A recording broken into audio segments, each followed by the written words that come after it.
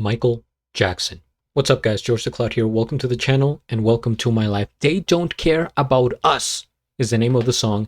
I have heard it before, I'll be honest, but I've never watched the video. I've seen clips of it here and there, especially now on Instagram and social media because of, his movie blowing up. And now I think Thriller is gone to number one, like the number one song in Spotify or something. So he's doing some crazy numbers, and I figured let's go back, revisit the older music, and check this out. There's still many of the music videos that I haven't seen so far. I've only reacted to Beat It and Human Nature, which came out a few weeks ago. I think those are the only ones that I have seen from MJ. So if you have suggestions and interesting videos you'd like me to watch, please go to my Coffee page or Patreon. All right, let's get into it. Grab some popcorn, fill up your water, put your headphones on. Let's begin. I think this was filmed in Brazil. Michael, eles não ligam pra gente.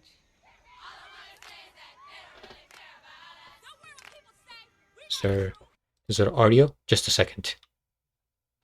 Just a second. Should we be hearing something here? Let me reconnect. Oh, wait, my headphones are off.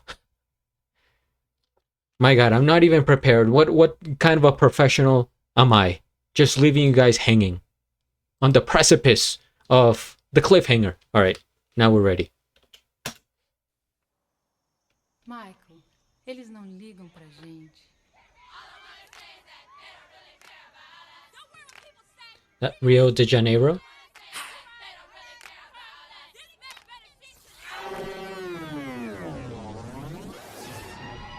Michael, eles não ligam pra gente.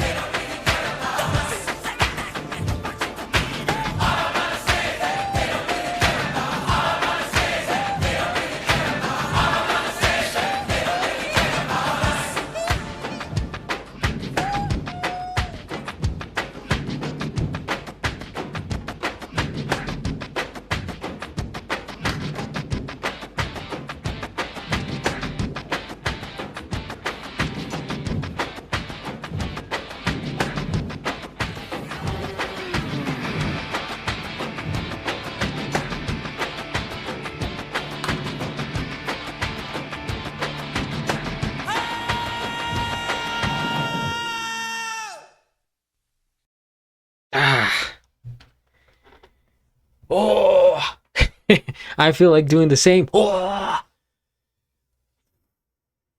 There's something about Michael Jackson. It's just, if his music doesn't get to you, then you have to get yourself checked, because it's emotional, it's powerful, it really gets to your soul. And just the chant over and over and over again, they don't really care about us. It's like, you feel united in a way with, like, the 99% or the rest of the world, but still it's like they really don't care about us. First things first, we hit the like. I am subscribed, and I'll have a link of the original video down in the description below. Yeah, I was getting emotional there.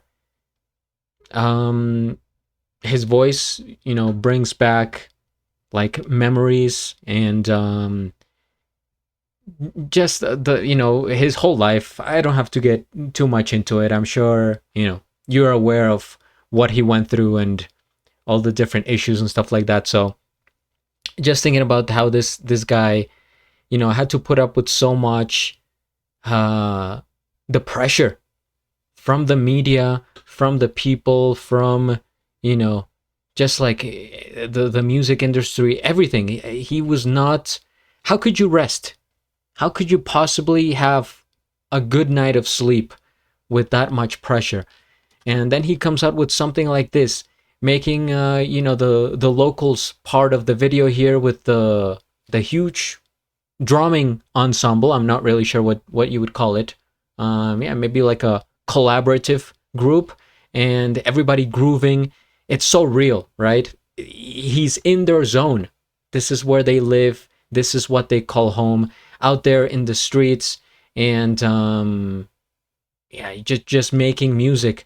But I really enjoy his connection and how the people react to seeing him, right? Even from all over the world. I'm assuming this was from the 90s based on his look. This had to be like mid 90s, maybe like 1993, I'm gonna guess. And so he was, globally famous. Everybody knows Michael Jackson. You could go to like the most remote places on earth, and the children will tell you about Michael. So it's really insane. He is the GOAT, undeniably. And not only because of the stats, right, that he was putting up in Billboard and selling records, left and right, but also like his persona, the charisma that he had. And this is, I think, a good example of a video that shows us what he's like, what he was about. He was a kind, sincere soul, as far as I know, right? And not too many people can do this. Not the biggest stars in the world right now could not touch Michael. They wouldn't. He's just in a different level. Let's look up information about this song. Let's see what year it came out. I'm gonna guess 1993, just for fun. Is it raining? How did that rain came out of nowhere? I was just outside and it was sunny. The heck? Michael Jackson's protest anthem, They Don't Care About Us, was officially released as a single on April 16th, 1996, in most of the world following its initial release in the UK on April 8, 1996. It served as the fourth single from his ninth studio album, History, Past, Present, and Future, Book 1. Okay, so in 1996 I was 1 year old, and this was probably one of his like final songs, I want to say, because when did he stop making music? He passed away in 2009. I remember that. I'll never forget it. That was like one of the biggest deaths. You know how there's certain events in your life, especially as a kid, that you just never forget. And unfortunately, for the most part, it's like deaths. So I remember like a Latin artist, Celia Cruz, when she died, it was like 2003. And then when the Pope died, John Paul II, in 2005. And then it was Michael in 2009. And it's just like, historic events. An anthem. That's what I was going to say. It's a protest anthem. And to me, it was about, race, even though you could, maybe add a lot of different things on there. I can look it up here, but yeah, he was definitely talking about if Martin Luther King was here today, he wouldn't let this happen. So it's, definitely about Black history and about discrimination towards African Americans, police brutality. But let's get the actual meaning here. So this is a powerful critique of systemic racism, police brutality, state violence, and the oppression of marginalized people by those in power. The song serves as an urgent outcry against the societal neglect and human rights abuses faced by everyday people. The track tackles several core themes. Okay, so systemic oppression and police brutality. Jackson directly addresses police violence with lyrics like, "Tell me what has become of my rights. Am I invisible because you ignore me?" And explicitly identifies as a victim of brutality. Michael Jackson himself, a victim. The struggle for justice. The song is a cry for awareness, conveying the pain and frustration of feeling marginalized and abandoned by the political and social systems meant to protect you. Visual protest. Director Spike Lee. Oh, by Spike Lee. That's pretty cool. What a cool duo there.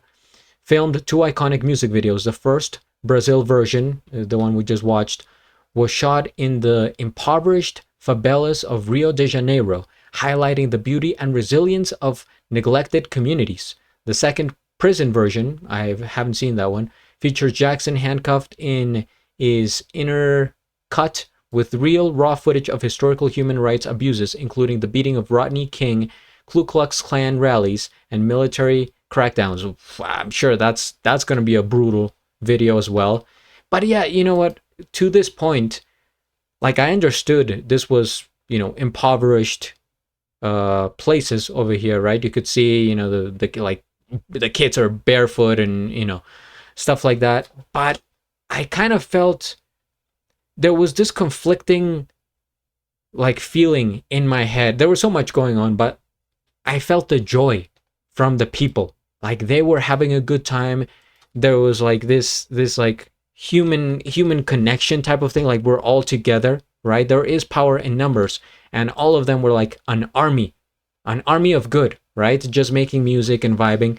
And so I got like good energy from this whole place. Very colorful buildings and stuff like that. So I did see the beauty, but then, if you think about the message, then it's sad. It's just straight up sad, disappointing that, that was happening in the 90s. It was happening in the 60s, and it's still happening today, and maybe it'll keep happening forever. So yeah, I mean, it's definitely something that needs to be talked about still. And just Michael Jackson raising awareness for this, an anthem for it. Man, this is powerful. This is man, it just it gets me emotional. But anyway, if you guys have more requests for Michael Jackson or any other artist, please comment down below, subscribe, and at the end do a flip. Till the next.